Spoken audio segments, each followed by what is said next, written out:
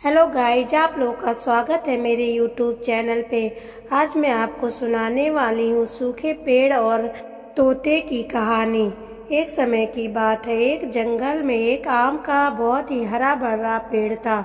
उस पे बहुत सारे पक्षियाँ रहते थे और उस पे बहुत सारे फल आते थे। सब हंसी खुशी रहते थे। लेकिन गर्मियों के दिन आने के बाद वह पेड़ के सारे पत्ते झड़ गए और धीरे धीरे पेड़ सूखने लगा। अब सभी पक्षी उस पेड़ से उड़ के धीरे धीरे उस पेड़ को छोड़ के जाने लगे। तभी कौवा कहा कि अब ये पेड़ सूख गया है, इसमें ना तो छाया है ना कुछ, हमें इसे छोड़कर जाना चाहिए।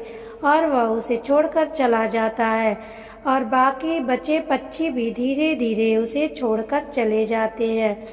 तभी वहाँ पे उस पे एक तोता रहता था। तोता पेड़ से कहता है, पेड़ भाई, मैं आपको कभी भी छोड़कर नहीं जाऊंगा। पेड़ बहुत ही दुखी होता है और कहता है, नहीं नहीं, तुम यहाँ से चले जाओ। देखो सभी पक्षी यहाँ से चले गए, अब तो मैं किसी काम का भी नहीं हूँ, बिल्कुल सूख चुका हूँ। ना तो मेरे पे पत्तियाँ हैं, ना ही खाने के लिए फल है, और तुम यहाँ रहोगे तो तुम मर जाओगे। तो तोता कहता है कि नहीं नहीं पेड़ भाई, मैं आपको छोड़ के कहीं भी नहीं जाऊंगा। मैं यहीं पे पैदा हुआ हूँ, यहीं पे खेल कूद के बड़ा हुआ हूँ और आपका फल खाया हूँ। मैं आपको जल्दी से ठीक कर दूंगा, आपको पानी डालूंगा, आपके लिए दवाई लाऊंगा। इतना कह के तोता वहाँ से उड़ जाता है और जंगल में जाके नदी से पानी लाता है और पेड़ में डालता है।